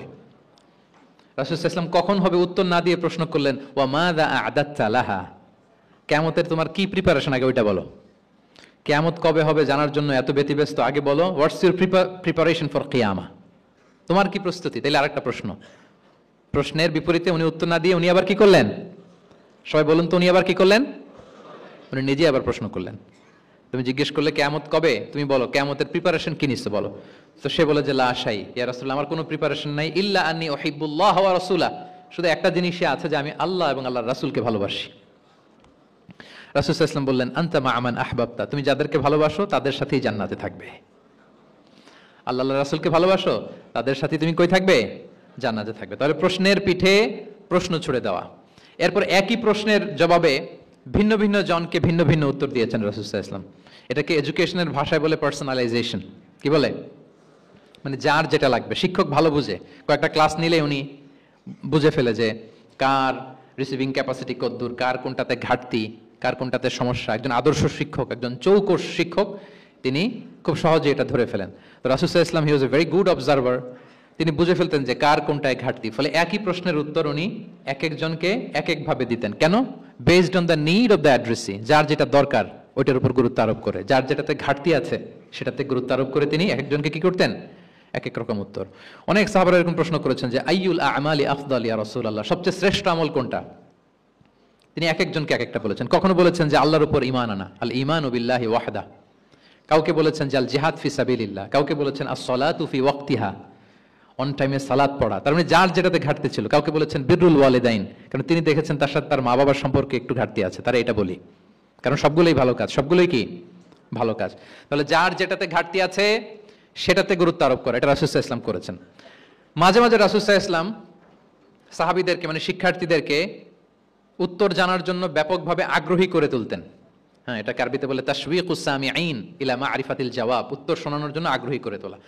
সেক্ষেত্রে মাঝে মাঝে তিনি একটা দুটা শব্দ ইউজ করতেন, কিরকম, যেমন আওয়ালা আদুল্লুকুম অথবা আলা উখবিরুকুম, আমি কি তোমাদের বলবো না। এটা বললে সাহাবারা বলতেন বলেন বলেন ইয়া রাসূলুল্লাহ, অবশ্যই বলবেন, বালা ইয়া রাসূলুল্লাহ। আওয়ালা উখবিরুকুম, আমি কি তোমাদের জানিয়ে দিব না। সাহাবারা বলতেন ইয়া রাসূলুল্লাহ, অবশ্যই আপনি আমাদের জানিয়ে দিবেন। যেমন তিনি বললেন যে কেউ জান্নাতে যাবে না মুমিন হওয়া ছাড়া, কেউ ইমানদার হতে পারবে না যতক্ষণ না একে অপরকে তোমরা ভালো না বাসো। তাহলে তো এটা গুরুত্বপূর্ণ বিষয়, একে অপরকে ভালো না বাসলে নাকি মুমিনই হওয়া যাবে না, আর মুমিন না হলে তো জান্নাতেই যাওয়া যাবে না। তখন রাসূল ইসলাম বললেন আওয়ালা আদুল্লুকুম আলা শাইইন ইযা ফাআলতুমুহু তাহাবাবতুম, আমি কি তোমাদেরকে বলবো না এমন একটা আমলের কথা যেটা করলে তোমাদের পারস্পরিক হৃদ্যতা বাড়বে, ভালোবাসা বাড়বে। তখন তিনি বললেন সেটা কি, আফশুস সালামা বাইনাকুম, তোমাদের মাঝে ব্যাপক সালামের প্রচলন প্রসারণ করো, সালামের প্রসার করো, একে অপরকে বেশি বেশি সালাম দাও। ব্যাপারটাকে এইভাবে প্রেজেন্ট না করে উনি যদি বলতেন সাহাবারা বেশি বেশি সালাম দিও, এটা সওয়াবের কাজ অনেক। এটা হচ্ছে একটা প্রেজেন্টেশন। আর একটা হচ্ছে এমন ভাবে এটাকে উপস্থাপন করা যে মুমিন না হলে জান্নাতে যাবা না, আর একে অপরকে ভালো না বাসলে মুমিন হতে পারবে না। তোমরা কি জানো কি করলে একে অপরের মধ্যে ভালোবাসা বাড়ে? এরপর রাসূল সাল্লাল্লাহু আলাইহি ওয়াসাল্লাম বলতেন যে সালাম দেওয়ার মাধ্যমে ভালোবাসা বাড়বে। আচ্ছা, মাঝে মাঝে ব্যবহার করতেন আলা উখবিরুকুম, আলা উখবিরুকুম, আমি কি তোমাদেরকে জানাবো না। একবার রাসূল সাল্লাল্লাহু আলাইহি ওয়াসাল্লাম বললেন আলা উখবিরুকুম বিআফদালা মিন দারাজাতিস সিয়ামি ওয়াস সালাতি ওয়াস সাদাকা, আমি কি তোমাদের জানাবো না যে নামাজ, রোজা, সাদাকার চেয়েও বেশি ফজিলতের একটা আমল আছে, সেটা কি, আমি কি তোমাদের জানাবো না। সাহাবারা বললেন ক্বালু বালা ইয়া রাসূলুল্লাহ, হে আল্লাহর রাসূল অবশ্যই জানাবেন, অবশ্যই জানাবেন, কারণ নামাজের চেয়েও বেশি গুরুত্বপূর্ণ, সাদাকার চেয়েও বেশি গুরুত্বপূর্ণ, সিয়ামের চাইতেও বেশি গুরুত্বপূর্ণ আমল, সেটা কি। তখন রাসূল সাল্লাল্লাহু আলাইহি ওয়াসাল্লাম বললেন সেটা হচ্ছে ইসলাহু যাতিল বাইন, বিবাদমান দুই গ্রুপকে মিলিয়ে দেয়া, বিবাদমান দুই ব্যক্তিকে মিলিয়ে দেয়া।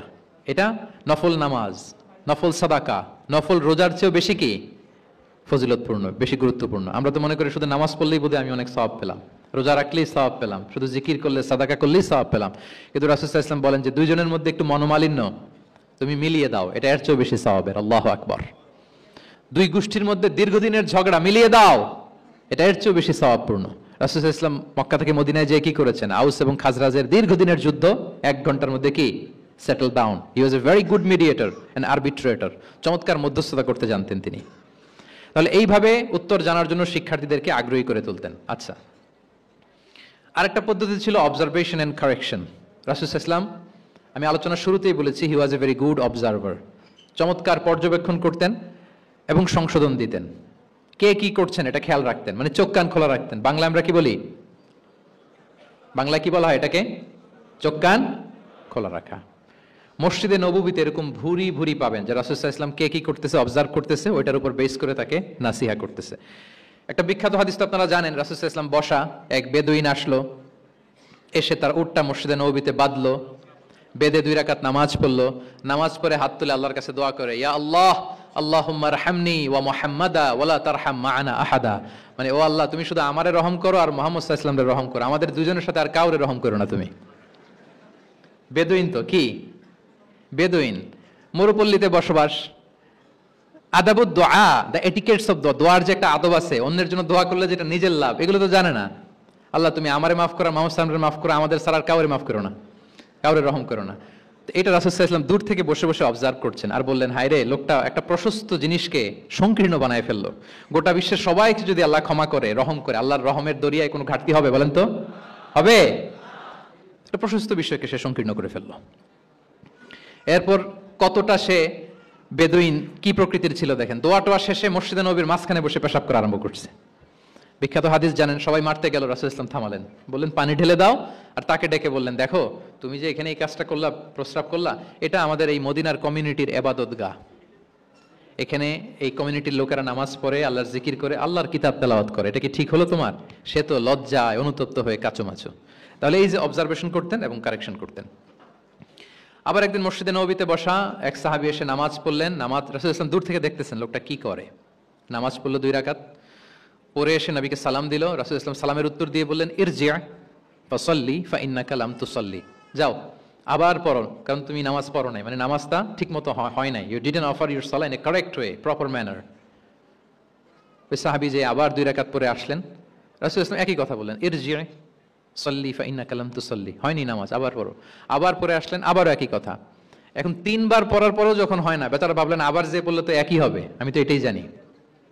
তিনি বললেন মা উহসিনু গায়রাহ, ইয়া রাসূল এর চেয়ে ভালো আমি আর পারি না, ফাআল্লিমনি ইয়া রাসূলুল্লাহ, হে নবী আমাকে একটু শিখিয়ে দেন কিভাবে পড়ব। রাসূল সাল্লাল্লাহু আলাইহি ওয়াসাল্লাম বললেন যখন নামাজে দাঁড়াবে আল্লাহু আকবার বলে দাঁড়াবে, এরপর কোরআন থেকে যা সহজ লাগে পড়বে, তাড়াহুড়ো করবে না। কি করবে না? সবাই বলেন কি করবে না? নামাজে কোনো তাড়াহুড়ো নাই, নো রাশিং ইন সালাহ, নো হ্যাস্টিনেস ইন সালাহ। নামাজে আমরা খুব তাড়াহুড়ো করি, এটা নামাজের যে প্রাণ, সালাতের প্রাণকে, রূহকে নষ্ট করে দেয়। যখন রুকুতে যাবে স্ট্রেইট ফরওয়ার্ড রুকু করবে, হাত্তা তাতমা ইন্না রাকিআন। রাসূল সাল্লাল্লাহু আলাইহি ওয়াসাল্লামের রুকুর পিঠটা ছিল একেবারে স্ট্রেইট, এই টেবিলটা যেরকম স্ট্রেইট এরকম স্ট্রেইট। লাউ সাব্বা আলাইহিল মা লাস্তাকার, পানি ভর্তি একটা বোতল যদি রাসূল সাল্লাল্লাহু আলাইহি ওয়াসাল্লামের রুকু দেয়া পিঠের উপর রাখতো, পানিটাও পড়তো না, বোতলটাও পড়তো না, স্ট্রেইট। এরকম উদাহরণ দিয়ে সাহাবারা বলতেন যে এত স্ট্রেইট রুকুর পিঠ যে পানি ভর্তি গ্লাস রাখলে পানিটাও কাঁপবে না, বোতলটাও পড়বে না। রাসূল সাল্লাল্লাহু আলাইহি ওয়াসাল্লাম বলতেন সবচেয়ে বড় চোর যারা নামাজে চুরি করে। সাহাবারা বললেন এটা আবার কিভাবে? তিনি বললেন লা ইউতিম্মু রুকুআহু ওয়া সুজুদাহ, তারা নামাজের চোর যারা রুকু সেজদা ঠিকমতো করে না। তো বললেন যে রুকু থেকে আবার স্ট্রেট হয়ে দাঁড়াবে, যখন সিজদায় যাবে ইতমিনানের সাথে, উইথ রিল্যাক্সেশন। নামাজের মধ্যে কি থাকবে? রিল্যাক্সেশন থাকবে। কি থাকবে বলেন? হ্যাঁ, রিল্যাক্সেশন থাকবে। যখন বললেন যে এই এক রাকাত যেমনি তোমাকে শিখালাম সব নামাজ তুমি এইভাবে পড়বা, উইথ রিল্যাক্সেশন, নো রাশিং, তখন সাহাবী শিখে গেলেন। তাহলে এই যে অবজারভেশন এন্ড কারেকশন, দেখতেন হোয়াটস গোয়িং অন অ্যারাউন্ড, কি হচ্ছে, ভুল হলেই শুধরে দিতেন। হজের দিন উনি ওটের সামনে বসা, পেছনে ফদল ইবনে আব্বাস রাদিয়াল্লাহু তাআলা আনহু, আব্দুল্লাহ ইবনে আব্বাসের ভাই, রাসূল সাল্লাল্লাহু আলাইহি ওয়াসাল্লামের কাজিন, রাসূল সাল্লাল্লাহু আলাইহি ওয়াসাল্লামের কি কাজিন। তো রাসূল সাল্লাল্লাহু আলাইহি ওয়াসাল্লাম বিভিন্ন মাসআলার উত্তর দিচ্ছেন। কি করতেছেন? মাসআলার উত্তর দিচ্ছেন। রাসূল সাল্লাল্লাহু আলাইহি ওয়াসাল্লাম হজ করেছিলেন কয়টা বলেন তো দেখি, কে জানে? হ্যাঁ, মাত্র একটা করছে। ঠিকঠাক আছে তো উত্তর? সবাই বলেন কয়টা হজ করেছিলেন? হ্যাঁ, আসলে রাসূল সাল্লাল্লাহু আলাইহি ওয়াসাল্লাম কেবলমাত্র জীবনে কয়টা হজ করেছেন? একটা হজ করেছেন, 4টা উমরা করেছেন। আচ্ছা, এবার যেহেতু একটা হজ করেছেন, মানুষের অনেক ভুল হয়ে যাওয়া তো খুব স্বাভাবিক, কি বলেন? স্বাভাবিক না? স্বাভাবিক। ফলে 10 জিল হজ, যেটা ভেরি হ্যাকটিক ডে, একদিনে অনেক কাজ করতে হয়, 5টা কাজ। জামরা স্টোনিং করতে হয়, পাথর মারো, স্লটার করো, প্রাণী জবাই করো, মাথার চুল ফেলে দাও, আবার চলে যায় মক্কায়, ফরজ তাওয়াফ করো, সাই করো, ফিরে আসো। এই যে 5টার সিকোয়েন্স অনেকে রাখতে পারে না, ভুল করে ফেলে। এখন 1400 বছর পরে মুআল্লিমরা এত তালিমের পরেও আমরা ভুল করে ফেলি। তাহলে ওই সময় কি হয়েছিল বলেন? এটা ছিল প্রথম হজ। তো রাসূল সাল্লাল্লাহু আলাইহি ওয়াসাল্লাম জানেন আজকে তো অনেক ভুল করবে, তিনি আকাবা, মিনার পাশে আকাবার এখানে হেল্পলাইন সার্ভিস চালু করছেন, মানে নিজে দাঁড়ায় আছেন, দেখি কার কি ভুল হয় জিজ্ঞেস করলে মাসালা বলে দেব। সুবহানাল্লাহ। তো এসে একজন বলে যে ইয়া রাসূলুল্লাহ, আমি তো ওই আগে কুরবানি পরে চুল কাটা, আমি আগে চুল কেটে ফেলছি। রাসূল সাল্লাল্লাহু আলাইহি ওয়াসাল্লাম বলে ইফআল ওয়ালা হারাজ, ওকে কোনো সমস্যা নেই, যাও। আরেকজন এসে বলে আমি তো আগে এটা করছি। ওই দিন যাই নবীকে জিজ্ঞেস করা হয়েছে, নবী সাল্লাল্লাহু আলাইহি ওয়াসাল্লাম ফ্লেক্সিবিলিটি দিয়ে দিয়েছেন, বলে করো, অসুবিধা নাই। তো ওই যে দাঁড়িয়ে তিনি মাসালা বলতেছেন, পেছনে ছিল ফদল ইবনে আব্বাস, ছোট ছোট সাহাবী, তরুণ। তো খাসাআম গোত্রের এক নারী আসছিল একটা মাসালা জিজ্ঞেস করতে, and she was a very beautiful lady, বেশ সুন্দরী ছিল। তো এসে রাসূল সাল্লাল্লাহু আলাইহি ওয়াসাল্লামকে যখন প্রশ্ন করতেছে, ফদল ইবনে আব্বাসের নারীর দিকে তাকায় আছে, এবং ওই নারীও ফদল ইবনে আব্বাসের দিকে তাকায় আছে। রাসূল সাল্লাল্লাহু আলাইহি ওয়াসাল্লাম উত্তরও দিচ্ছেন, আবার খেয়াল করতেছেন যে চোখাচোখি হয়ে যাচ্ছে। যখনই তিনি অবজার্ভ করলেন যে ফদল ইজ ক্রসিং দ্য লিমিট, একবার চোখ পড়তে পারে তারপর তো নামিয়ে ফেলতে হবে, সে যখন তাকিয়ে আছে, নারীও তাকিয়ে আছে, তখন রাসূল সাল্লাল্লাহু আলাইহি ওয়াসাল্লাম কি করলেন? ওয়াজআলান নবী সাল্লাল্লাহু আলাইহি ওয়াসাল্লাম ইয়াসরিফু ওয়াজহাল ফদলি ইলা শিক্কিল আখার, সাথে সাথে ফদলকে বললেন, ফদল ওইদিকে না, এইদিকে তাকাও।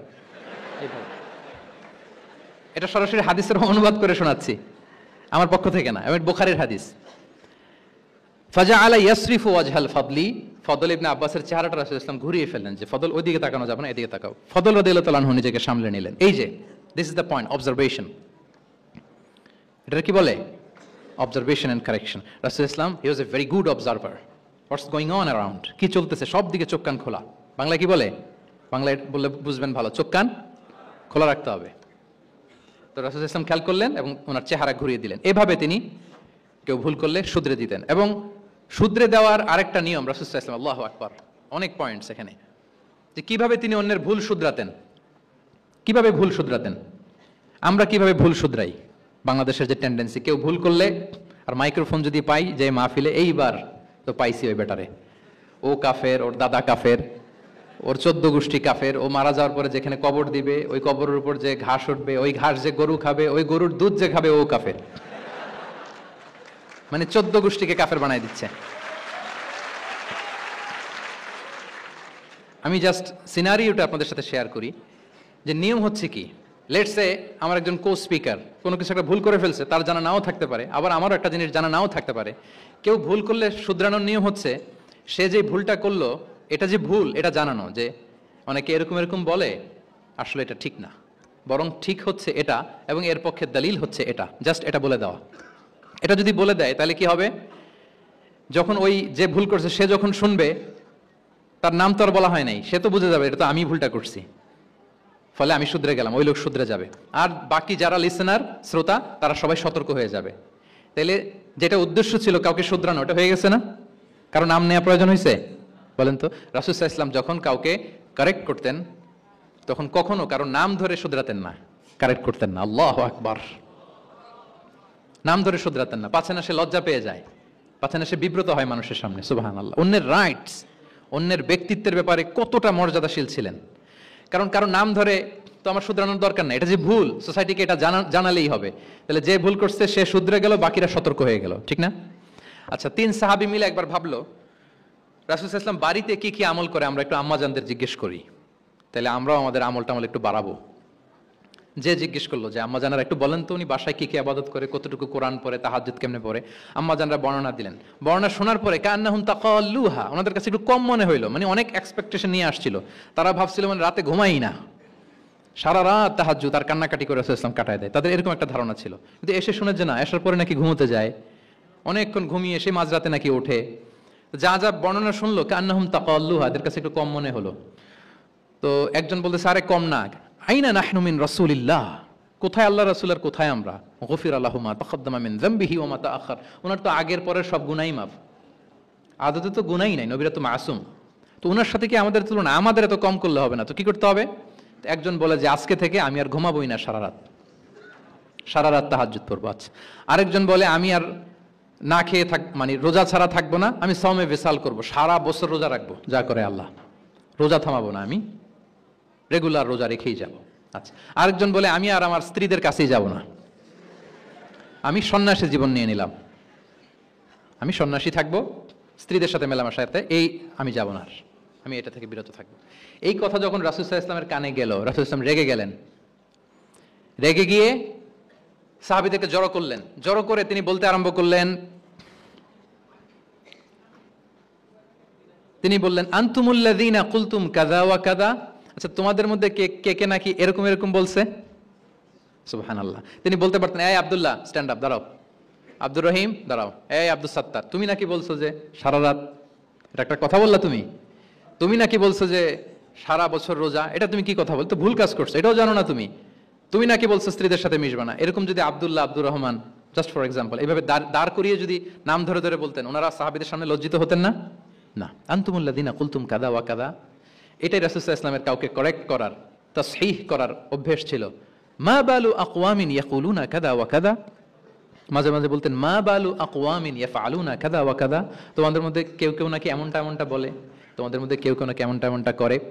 কই আমি তো রাতে ঘুমাই আবার সালাত পড়ি, কই আমি তো রোজা রাখি সোম বৃহস্পতি, বাকি দিনগুলোতে খাই, কই আমি তো আমার স্ত্রীদের সাথে মেলামেশা করি, এই সব কিছুকে ব্যালেন্স করেও তো আমার নবুয়তির তো আমার কোনো সমস্যা হয় নাই, আল্লাহ ভীরু হতে তো সমস্যা হয় নাই। ওয়াল্লাহি ইন্নী লা আখশাকুম লিল্লাহি ওয়া আতকাকুম লাহ, আল্লাহর শপথ আমি তোমাদের চাইতে আল্লাহকে বেশি ভয় করি, আমি তোমাদের চাইতে বেশি মুত্তাকি। তারপরেও এরকম ব্যালেন্সড লাইফ লিড করাতে আমার তো কোনো সমস্যা হয় নাই, তোমাদের কেন সমস্যা হলো, তোমরা এটা কোথায় পেলে? ফামান রাগিবা আন সুন্নতি ফালাইসা মিন্নি, জেনে রাখো আমি যে স্ট্যান্ডার্ড ঠিক করে দিয়েছি এটাই সর্বশ্রেষ্ঠ ইবাদত, এর বাইরে যে কেউ যদি কিছু করে আমার সুন্নতের বাইরে, সে আমার দলভুক্ত হতে পারবে। সুবহান। এরকম যখন ধমক দিয়ে শাসিয়ে দিলেন, যেই 3 জন সাহাবী এই কথা বলছিল ওনারা তো শুধরে গেলেন, ওনারা তো টের পাচ্ছেন যে এগুলো আমাদের কি বলতেছে, ওনারা টের পাচ্ছেন না, শুধরে গেলেন, আর বাকিরা সতর্ক হয়ে গেলেন। আল্লাহু আকবার। সো এটা হচ্ছে কারেক্ট করার নিয়ম। এখন আমরা কি করি, কেউ একটা ভুল করলে তখন তাকে ধরি, তার 14 পুরুষ নিয়ে কথা বলি, তার ব্যাপারে যদি আমার কোনো তিক্ত অভিজ্ঞতা থাকে, ঝাল মেটানোর একটা সুযোগ পাইলাম, আমি ঝাল মেটাই, তাকে ছোট করি, হেয় করি, হেন কোনো কথা নাই যে আমি বলি না, একটাও কি রাসূল সাল্লাল্লাহু আলাইহি ওয়াসাল্লামের সুন্নাহর মধ্যে পড়ে? বলেন তো না। তাহলে মন গড়া পদ্ধতিতে আমরা কাউকে সংশোধন করতে চাচ্ছি না, আর এইভাবে করলে সংশোধন হবেও না। সে মানবিক কারণেই তার ইগোইস্টিক প্রবলেম চলে আসবে যে সে আমাকে ছোট করলো, আমার নাম ধরে সে এত মানুষের সামনে অপমান করলো, সে হয়তো শুধরানোর যে রাস্তাটা ছিল ওইটাও বন্ধ হয়ে গেল। ঠিক কিনা বলেন? তাহলে রাসূল সাল্লাল্লাহু আলাইহি ওয়াসাল্লাম এভাবে শুধরাতেন। আর তামিম ফি তাসওয়িবিল আখতা, কারো ভুল শুধরাতে গেলে ইন জেনারেলি শুধরাতেন, যাদের শুধরানোর তারা শুধরে যেত, বাকিরা সতর্ক হয়ে যেত। আচ্ছা, আরেকটা পদ্ধতি ছিল ক্লিয়ার মিসকনসেপশন। কারো মিসকনসেপশন থাকলে রাসূল সাল্লাল্লাহু আলাইহি ওয়াসাল্লাম এটা ক্লিয়ার করে দিতেন। এক সাহাবী মনে করতেন ভালো জামা পরলে বুঝি অহংকার হয়।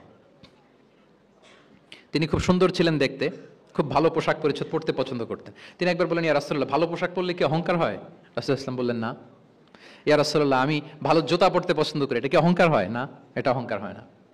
আমি মানুষকে খুব খাওয়াতে পছন্দ করি এবং আমি চাই আমার চেয়ে যেন কেউ এটা এই কাজে আগাতে না পারে, আমিই খাওয়াবো, এটা কি অহংকার? রাসূল সাল্লাল্লাহু আলাইহি ওয়াসাল্লাম বললেন, না, এটা অহংকার না।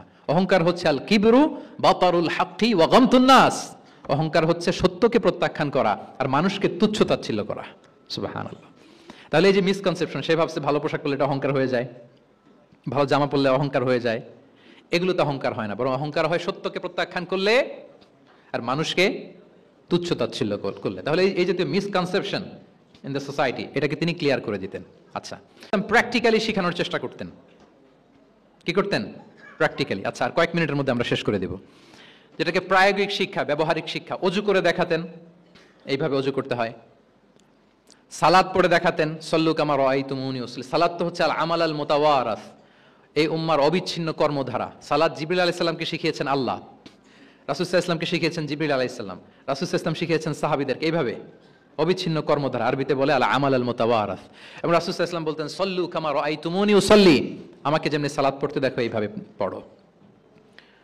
হজের ক্ষেত্রে বলেছেন, খুদু আন্নি মানাসিকাকুম, হজের বিধানকে দেখে নাও। একবারই তো হজ করেছেন, হাতে কলমে প্র্যাকটিক্যাল গাইডলাইন দিয়ে শিখিয়েছেন। এবং সাহাবারা ভুল করে কিনা মাঝে মাঝে শুনতেন, যেটাকে আরবিতে বলে কিরাআতু তিলমিজ আলা শেখ। আব্দুল্লাহ ইবনে মাসউদ রাদিয়াল্লাহু তাআলা আনহু কে রাসূল সাল্লাল্লাহু আলাইহি ওয়াসাল্লাম একবার বললেন, আব্দুল্লাহ একটু তেলাওয়াত করো তো।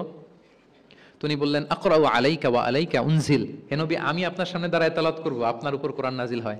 রাসূল সাল্লাল্লাহু আলাইহি ওয়াসাল্লাম বললেন যে ইন্নী উহিব্বু আন আসমাআহু মিন গায়রি, হে আব্দুল্লাহ ইবনে মাসউদ, আমি কোরআন তেলাওয়াত তোমাদেরকে শোনাতে যেমনি পছন্দ করি, তোমরা কেউ পড়বা আর আমি শুনবো, এটাও খুব পছন্দ করি। কারণ উনি প্ল্যান করে রাখছেন আব্দুল্লাহ ইবনে মাসউদ কি হবেন, তিনি কিছুদিন পরে উম্মার শিক্ষক হবেন। ওইখানে আবার ভুলটুল করে ফেলেন কিনা উনি জাজ করতেছেন। তখন আব্দুল্লাহ ইবনে মাসউদ রাদিয়াল্লাহু তাআলা আনহু সূরা নিসা তেলাওয়াত করে শোনালেন। তাহলে রাসূল ইসলামের একটা পন্থা ছিল, তিনি শুনতেন আবার শোনাতেন। কি করতেন? শুনতেন, শোনাতেন। প্রতি রমাদানে যতটুকু কোরআন নাজিল হয়েছে তিনি জিবরিল আলাইহিস সালামকে শোনাতেন, আবার জিবরিল আলাইহিস সালাম পুরো কোরআন রাসূল সাল্লাল্লাহু আলাইহি ওয়াসাল্লামকে শোনাতেন। এটা ছিল একটা টেকনিক। আচ্ছা, রাইটিং মেথড, আমরা যেমনি লিখি, অ্যাসাইনমেন্ট, প্রেজেন্টেশন, লেখার মাধ্যমে জ্ঞান বিতরণ, জ্ঞান অর্জন, এটা কম ছিল। আমি আগেই বলেছি মেইনলি ছিল oral based and QnA based, কিন্তু লেখা জোখা যে ছিলই না তা না, লেখা জানতো। হাতে গোনা অল্প কিছু সাহাবী মক্কায় লিখতে জানতেন, পড়তে জানতেন। মদিনাতেও ইহুদিরা জানতো, কিন্তু অন্যান্যরা, আরবরা, তাদের মধ্যে লেখার যে কালচার এটা ওইভাবে গড়ে ওঠেনি, জানতেন অল্প সংখ্যক লোক। যেমন ওহী লেখক সাহাবী ছিলেন ইবনে কাসিরের বর্ণনা মতে 23 জন। কয়জন? ওনারা খেজুর গাছের ছালে, পাথরে, চামড়ায়, প্রাণীর চ্যাপ্টা হাড়ের মধ্যে কোরআন লিখে রাখতেন। এবং রাসূল সাল্লাল্লাহু আলাইহি ওয়াসাল্লাম কোরআন ছাড়া অন্য কিছু ওনার কাছ থেকে যেন লিখে রাখা না হয় এই মর্মে আদেশ জারি করেছেন, লা তাকতুবু আন্নী গায়রাল কোরআন ওয়া মান কাতাবা আন্নী গায়রাল কোরআনি ফালইয়ামহু, কোরআন ছাড়া কিছু লিখো না। তাহলে কোনটা আমার কথা আর কোনটা আল্লাহর কথা মিক্স আপ হয়ে যাবে। কিন্তু কোরআন যখন অধিকাংশ রেকর্ডেড হয়ে গেল, তখন তিনি হাদিস সংরক্ষণের জন্য, লেখার জন্য পারমিশন দিয়ে দিলেন। যেমন মক্কা বিজয়ের ভাষণের পরে ইয়ামান থেকে আসা এক লোক আবু শাহ বলতেছে, ইয়া রাসূলুল্লাহ, আপনার ভাষণটা আমার একটু লিখে দিলে ভালো হয়। কি দিলে? লিখে দিলে। রাসূল ইসলাম সাহাবাদেরকে বললেন, উক্তুবু লি আবি শাহ, ঠিক আছে, এই ইয়ামানি ভিজিটর, তাকে আমার ভাষণটা তোমরা লিখে দাও। তাহলে এই লেখার পদ্ধতিটা খুব কম ছিল। রাসূল ইসলাম নিজে লিখতেন না, কাতেবে ওয়াহিদের দিয়ে লেখাতেন, কোরআন লেখাতেন। সপ্তম হিজরিতে যখন সুপার পাওয়ারদেরকে চিঠি লিখিয়েছিলেন, কাতেবে ওয়াহিদেরকে দিয়ে চিঠি লিখিয়েছেন, এটা রাসূল ইসলাম করতেন। আচ্ছা, সফট স্কিল ডেভেলপমেন্টের ব্যাপারে রাসূল ইসলাম উদ্বুদ্ধ করেছেন। লার্নিং ফরেন ল্যাঙ্গুয়েজ, যেটা কমিউনিকেশন স্কিল, ভাষা জানা, এটা খুব জরুরি। আরবি, ইংরেজি, বাংলা, 3টা ভাষা জানেন কে কে? দেখি ছাত্রদের মধ্যে প্যারালাল, লাইক নেটিভ আর নেয়ার নেটিভ, 5-7 জন আছে। না, ল্যাঙ্গুয়েজ আরো ভালো জানতে হবে। আরবিতে একেবারে ফ্লুয়েন্ট হইতে হবে, ইংরেজিতে ফ্লুয়েন্ট হইতে হবে। এই 2টা ল্যাঙ্গুয়েজ যদি আপনার হাতে থাকে, you can win the world for sure, I am telling you. গোটা বিশ্ব আপনি জয় করে ফেলতে পারবেন। তাহলে আইআইইউসি তো এটার একটা সেন্টার, খুব চমৎকার সুযোগ এখানে আছে আরবিতে মাস্টার হওয়া, ইংরেজিতে মাস্টার হওয়া। তাহলে সফট স্কিল ডেভেলপমেন্টের ব্যাপারে রাসূল সাল্লাল্লাহু আলাইহি ওয়াসাল্লাম উৎসাহিত করেছেন। কিভাবে? ইহুদিরা যখন চিঠি লিখতো, কোন ভাষায় লিখতো জানেন? হিব্রু ভাষায়, হিব্রু ল্যাঙ্গুয়েজে।